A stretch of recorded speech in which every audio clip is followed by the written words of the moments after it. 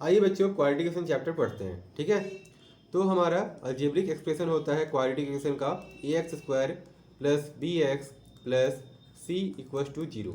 ठीक है, तो आपको जब क्वेश्चन मिलेगा सॉल्व करने के लिए तो वो कुछ ऐसा होगा, x² plus 5x plus 6 equals to 0। ये बस एक एग्जाम्पल है।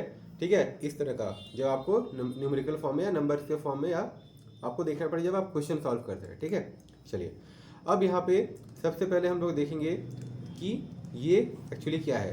तो ये हमारा अलजेब्रिक एक्सप्रेशन है जहाँ पे a, b, c real number है। a, b और c हमारा क्या है, रियल नंबर्स।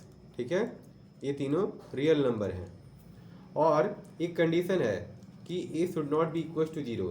a 0 नहीं होना चाहिए। ठीक है, क्योंकि अगर a 0 हो जाएगा मतलब अगर यहाँ पे हमारे पास 0 होगा तो आप 0 इंटू x² क्या कर दोगे, ये तो टोटली कंप्लीट 0 हो जाएगा ना। अगर यहाँ पे एक जगह 0 होगा तो ये तो पूरा का पूरा टर्म 0 हो जाएगा। तो फिर ये इक्वेशन क्या बचेगा, bx plus c equal to 0। फिर ये क्वाड्रेटिक इक्वेशन नहीं कहलाएगा, ये linear equation in one variable कहलाएगा। ठीक है, क्वाड्रेटिक इक्वेशन मतलब वेरिएबल के ऊपर पावर 2, क्यूबिक पॉलिनोमियल मतलब वेरिएबल के ऊपर पावर 3 और बाई क्वाड्रेटिक पॉलिनोमियल मतलब वेरिएबल के ऊपर पावर 4। तो इसका इक्वेशन होगा, कुछ इसका होगा और कुछ इसका। तो जो टर्म क्वाड्रेटिक इक्वेशन में है तो हम a को 0 नहीं होने दे सकते हैं। इतना समझ में आ गया।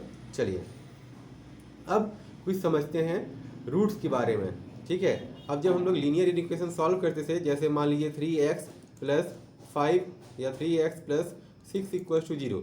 ठीक है, तो यहाँ कुछ x का वैल्यू निकलता था। ये तो हम लोग 5, 6, 7 से पढ़ते आ रहे हैं। ठीक है, फिर हम लोग 9, 10 में क्या पढ़े, हमने पढ़ा कि लीनियर इक्वेशन इन टू वेरिएबल क्या होता है, जैसे 3x plus 6y equal to 12।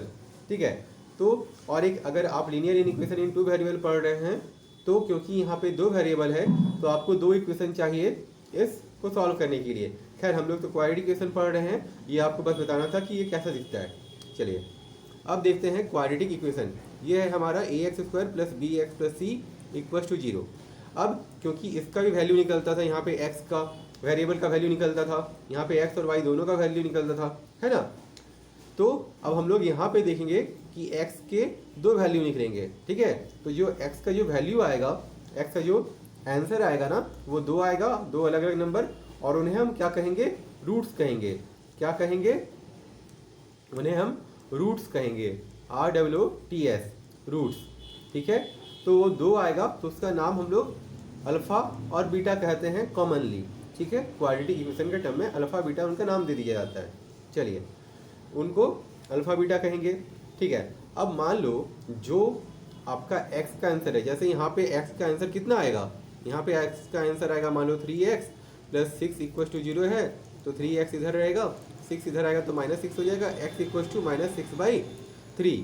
तो x का वैल्यू -2 आया है ना। x का वैल्यू अगर -2 आया है हमारे पास, तो अगर आप x का वैल्यू यहाँ -2 पुट करोगे तो ये हमारा LHS जो है वो क्या 0 के बराबर होगा, RHS के बराबर, है ना।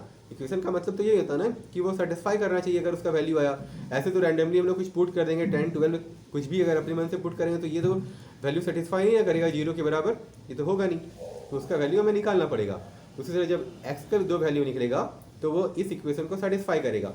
तो उसके रूल हैं क्या, अगर रूट्स हमारा अल्फ़ा बीटा होता है तो जब हम अल्फ़ा बीटा पुट करेंगे इसमें, ठीक है, तो हमारा ये 0 आएगा, इसको सेटिस्फाई करेगा, इस इक्वेशन को सेटिस्फाई करेगा।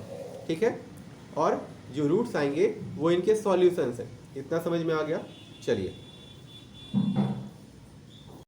हमारे पास एक इक्वेशन है x² plus 5x plus 6 equal to 0।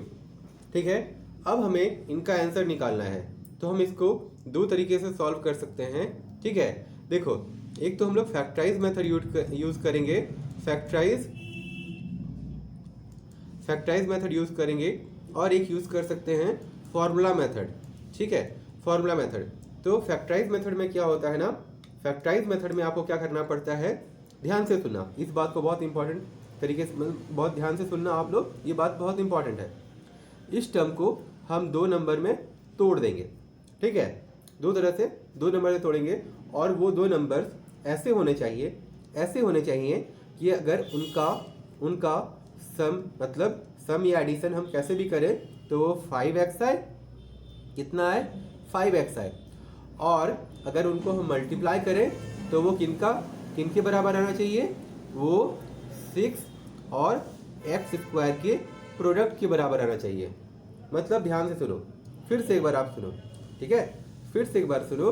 अगर हम 5x को दो नंबर्स में इस तरह तोड़ेंगे कि जब उन्हें हम लिख दें और उनका सम या एडिशन करें तो वो 5x के बराबर आना चाहिए, ठीक है, ये पहला कंडीशन।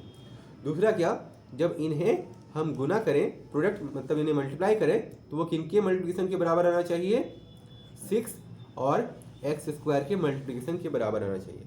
दो स्टेप में काम होगा ना। पहला स्टेप में वो किनका सम होना चाहिए, इन दोनों को अगर तोड़ दिया जिसमें 5x को तोड़ा जाएगा वो 5x के सम के या मतलब एडिशन सब्ट्रैक्शन कुछ भी करके वो इसके बराबर होना चाहिए, ठीक है, सम और एडिशन सब्ट्रैक्शन, सम और सब्ट्रैक्शन, ठीक है, सब्ट्रैक्शन करके वो इसके बराबर होना चाहिए।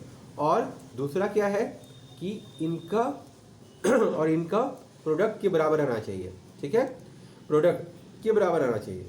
तो अब आप देखिए हम क्या करेंगे, सबसे पहले एक्स स्क्वायर लिखेंगे, फिर 5x को लिखेंगे 3x plus 2x plus 6 equal to 0।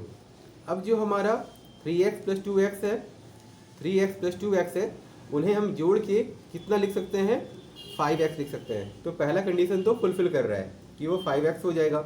दूसरा क्या है, प्रोडक्ट किनका, ये एक्स स्क्वायर और 6 का। तो आप किसको मल्टीप्लाई करोगे, 3x और 2x को, तो कितना हो जाएगा 6x स्क्वायर। तो इसके और इसके प्रोडक्ट के बराबर है, तो हमारा काम सही है, ठीक है। अब चलिए हम इस टर्म में और इस टर्म में कॉमन लेंगे, 3x में और x स्क्वायर में, इन दोनों में कॉमन लेंगे। तो क्या कॉमन मैक्सिमम आ सकता है, वो हमारा कॉमन होगा, x कॉमन ले सकते हैं, तो बचा x प्लस 3। फिर इस 2x में और 6 में कॉमन लेंगे, तो ये जो प्लस है उसे हम पहले यहाँ प्लस लिखेंगे, फिर 2x में और 6 में हमारा कॉमन आएगा 2, तो बचेगा क्या, x प्लस 3 इक्वल टू 0। अगर हम सही जा रहे हैं तो जो ब्रैकेट के अंदर का टर्म है वो सेम होना चाहिए, ठीक है।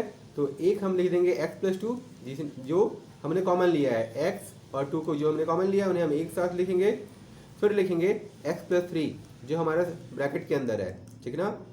फिर लिखेंगे हम x plus 2 equal to 0 comma x plus 3 equal to 0। फिर यहाँ देखो आप x प्लस 2, ठीक है, इक्वल टू 0 को हम कैसे सॉल्व करेंगे, x इक्वल टू -2 हमारा आंसर होगा। दूसरा क्या है हमारे पास है x plus 3 equal to 0, x equal to -3 आएगा, ठीक है। तो हमारे पास x के दो वैल्यू आए, x -2 और x -3।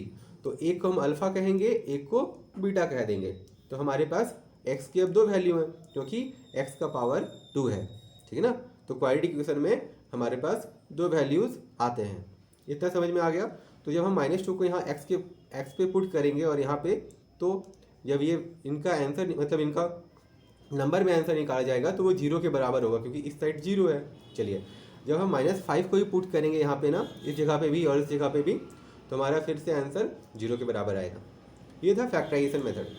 फॉर्मूला मेथड में क्या होता है, देखिए फॉर्मूला है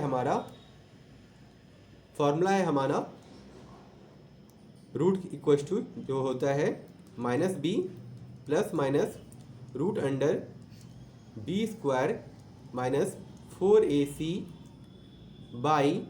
बाई 2a, ठीक है।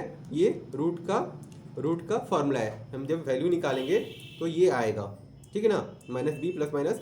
तो क्योंकि एक बार हम प्लस करेंगे, ठीक है, इन दोनों के बीच में, और एक बार माइनस करेंगे इनके और इनके बीच में, ठीक है, तो वो दो अलग अलग आंसर आएगा।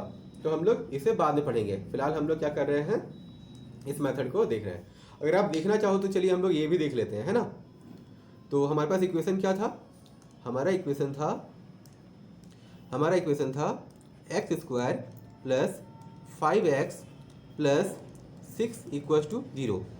ए की जगह क्या है हमारे पास, 1 है, बी की जगह 5 है और सी की जगह 6 है।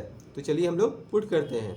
माइनस बी की जगह क्या है हमारे पास 5 है, plus minus root under b square, b की जगह क्या है हमारे पास 5 है, तो 5 स्क्वायर माइनस 4, ए की जगह क्या है हमारे पास 1, और सी की जगह हमारे पास क्या है, सी की जगह सी है 6 है, ठीक, divided by 2a, 2 into a, 2 into 1 equals to -5 plus, एक बार हम प्लस को कंसीडर करेंगे और एक बार माइनस को कंसीडर करेंगे, ठीक है। चलिए 5 का स्क्वायर 25 होता है, माइनस 6 24, ठीक है, 24/2, और एक बार हम देखेंगे ये नीचे वाला जो माइनस है, -5 -25 -24 डिवाइडेड बाई 2 इंटू 1, तो 2 ही होगा।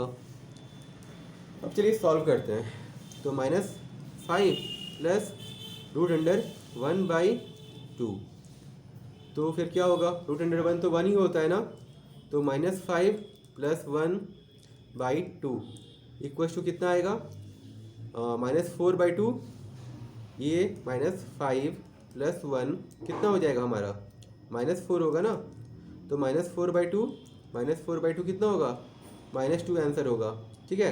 तो एक हमारा -2 आ गया, फिर यहाँ पे क्या है, फिर से यहाँ पे 1, -5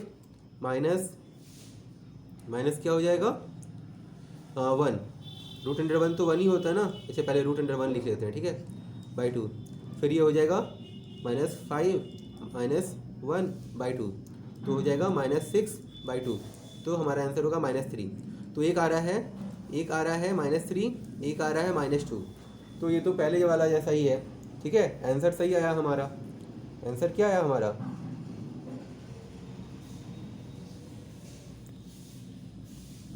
आंसर तो हमारा वही है ना, -2 और -2 और -3, ये -3 है। चलिए, तो आंसर दोनों में सेम आ रहा है।